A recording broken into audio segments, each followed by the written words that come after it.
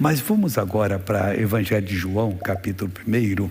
Aqui nós temos João Batista falando uma coisa tão linda a respeito de Jesus. E nós temos que entender, porque isso vale muito para nós. Palavra de Deus é tudo que nós precisamos. A gente tem que examinar cada palavrinha, cada significado dela espiritual. Não que a mente vai tentar entender, não. Você percebe na hora que você olha. Versículo 15 fala assim: João testificou dele, de Jesus, e clamou dizendo: este era aquele de quem eu dizia. Ele clamou, né? Você não clama de boca fechada, baixinho, igual o outro estava ali falando, não. O que vem depois de mim é antes de mim, porque foi primeiro do que eu. Isso é muito sério, pessoal. O que vem depois de mim é antes de mim. Por quê? Porque foi primeiro do que eu. Então ele reconheceu que Jesus é muito antes dele, e muito. Jesus, antes que Deus criasse os céus e a terra, nada havia sido criado, ele foi criado, ele era a palavra de Deus. Aí Deus disse: haja luz. Quem é que foi fazer a luz? O Senhor Jesus. Quando Deus diz: pelas suas feridas foste sarado, e você crê, quem é que faz a obra? É o Senhor Jesus. E hoje Ele pode, quer e vai lhe abençoar. Aí diz assim: e todos nós recebemos da sua plenitude, também da sua plenitude, com graça sobre graça. Aqui ele vai falar de graça. Versículo seguinte: porque a lei foi dada por Moisés, a graça e a verdade vieram por Jesus. O que é graça? Eu já inúmeras vezes falei aqui. Os teólogos dizem que graça é um favor imerecido, mas eu pergunto a eles: qual é o favor que nós merecemos? Não tem.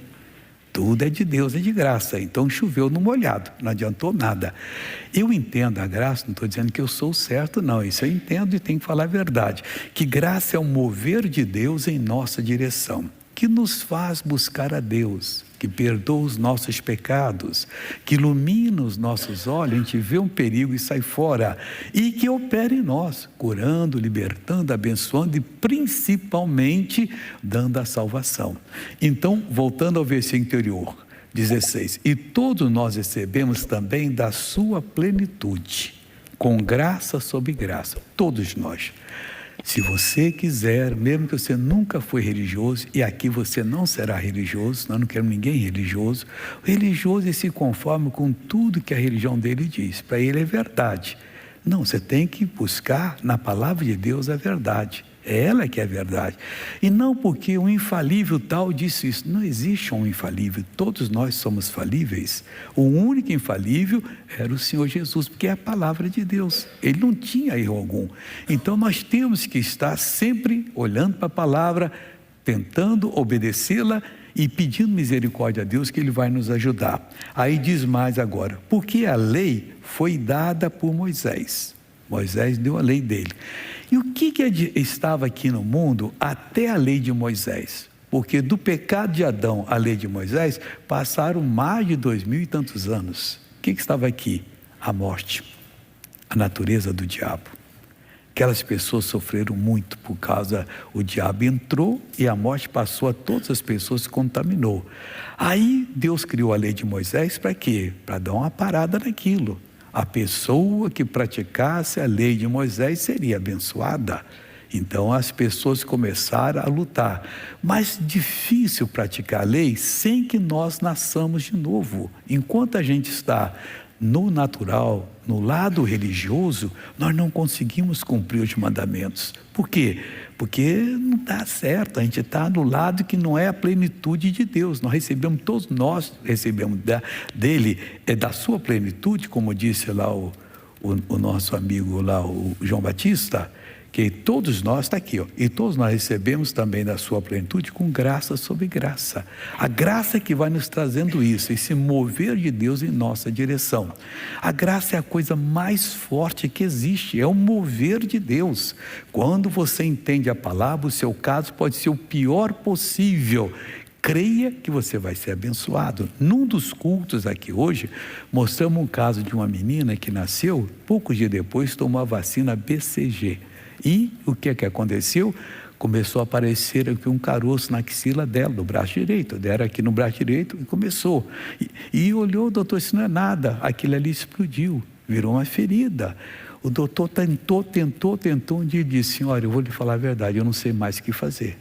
Eu tenho que aprender agora para poder lhe ensinar. Procura outro médico. E ela procurou. O outro disse: isso é coisa simples, vou fazer uma cirurgia. E fez. E adiantou? Não. Continuou a mesma coisa. E isso durou tempo, alguns anos. Aí descobriram o programa e começaram a aprender a determinar e foram orando. Meu irmãozinho, a menina ficou curada, ela está com 13 anos, não tem mais nada. Aquilo que é o homem impossível, Deus faz possível. Mas nós temos que buscar a revelação daqui. É claro que Deus é um ser sábio. Deus não vai exigir de quem está começando agora aquilo que vai exigir de quem já ouviu e aprendeu muita coisa. É de acordo com a fé que nós então conseguimos a nossa bênção.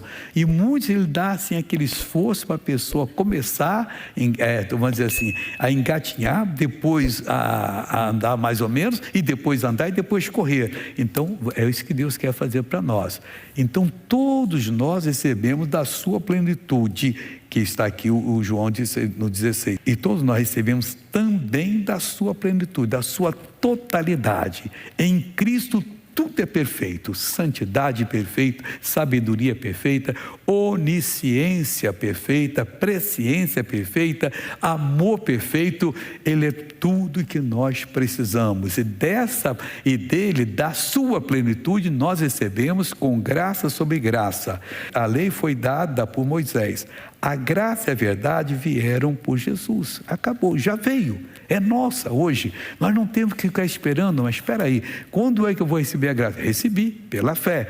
E você então vai lendo a Bíblia, é na Bíblia que você vai aprender. É aqui, acolá, aí você aprende muito. Há uns 2, 3 meses, eu não lembro quando, eu estava pregando aqui, eu falei uma coisa que foi por inspiração, mas eu pedi a Deus, quero ver a parte da Bíblia, no meu coração ficar que diz isso, aquela interrogação, será que eu inventei isso? Porque eu estava falando o seguinte, se você não vai para o céu, coitado de você. Todos nós, todos, perdidos ou não, o nosso espírito é parte do Espírito de Deus, é igual. Ele nos fez a sua imagem e semelhança. Então não tem diferença alguma, mas só que com o pecado nós nos afastamos de Deus. Aí quem manda hoje não é o espírito, é a mente, é o racional. Se eu entendo, eu faço, se eu não entendo, eu não faço.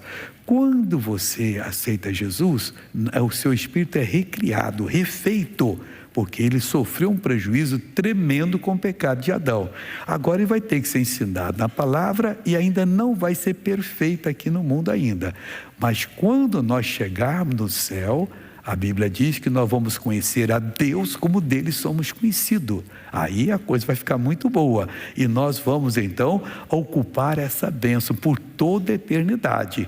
Vamos conhecê-lo como dele somos conhecidos. Mas eu não sabia onde que eu estava essa palavra.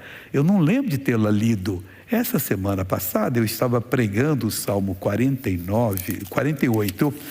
E eu pulei para o 49 e falei assim, nossa, que revelação boa está aqui. Depois eu expliquei até para o pessoal lá da televisão, que estava comigo, o que era. Versículo 14. Como é que o Senhor disse? Quer dizer que a pessoa perdida, ela vai para o lago de fogo e enxofre, onde vai ser lançado o diabo, vai ser lançado os demônios e vão ser atormentados para sempre. E o Senhor disse que o demônio vai querer chupar da pessoa, extrair da pessoa, tirar dela alguma coisa que possa ajudá-lo, porque vai ficar atormentado por toda a eternidade. Queridos, como irão sofrer as pessoas que vão se perder? E Deus não quer que ninguém sofra, Ele está oferecendo a salvação de graça, é só a pessoa crer que vai ser salva. Aí o que vai acontecer? Ele, para tentar aplacar o sofrimento dele, vai extrair da pessoa, porque o espírito nosso é como o Espírito de Deus, tem coisa boa que a gente não entende, mas no céu nós vamos entender, e ele vai puxar sempre, a pessoa vai ficar desesperada. Aqui que ele não é atormentado, já atormenta, imagine onde ele vai ser atormentado dia e noite, como é que ele vai proceder? o negócio é ir para o céu, pessoal. Nós não vamos ter nada a ver com o espírito maligno. E nós vamos então nos céus conseguir essa nossa maturidade, perfeição espiritual, porque vamos conhecê-lo como dele somos conhecidos.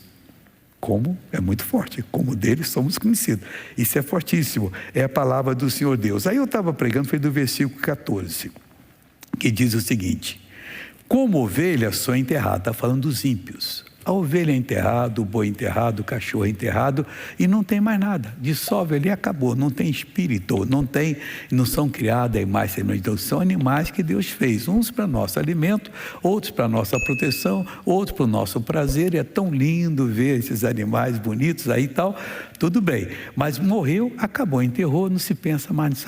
Meu cachorro, quando eu vou ver de novo? Nunca, foi embora, acabou, dissolveu. Agora, olha, presta atenção. Como ovelhas são enterrados os ímpios, a morte se alimentará deles. Jesus, então eu não inventei isso não. O Senhor mostrou para mim e agora me deu esse versículo. Ainda deve ter outros na Bíblia que falam. O dia que eu pegar mais outro, eu passo para vocês também. Então é isso aqui, olha. A morte se alimentará deles. Os retos, os que foram salvos, terão domínio sobre eles na manhã. No amanhã quer dizer no amanhecer, na revelação do outro mundo. Nós vamos ter domínio sobre eles em nome do Senhor Jesus. E que mais? E a sua formosura na sepultura se consumirá dos ímpios. São famosos, são brilhantes de pensamento, de inteligência, são rápidos nos negócios, mas vai tudo perecer. Não vão carregar nada com eles.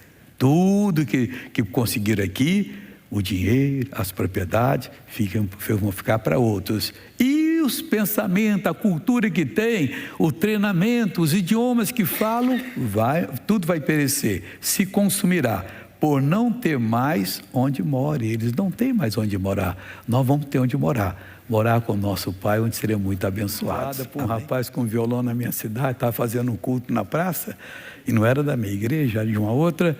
Olha, eu fui até na igreja dele, mas cheguei lá, não me convidaram para entrar, eu voltei. Todo mundo apertava a mão, cheguei, ninguém apertou mesmo, eu não sou convidado, mas também não era de lá. Mas eu gostei dessa música e nunca mais esqueci. Agora nós vamos para Romanos, é o nosso estudo de hoje e que está ajudando muito e vai ajudar você.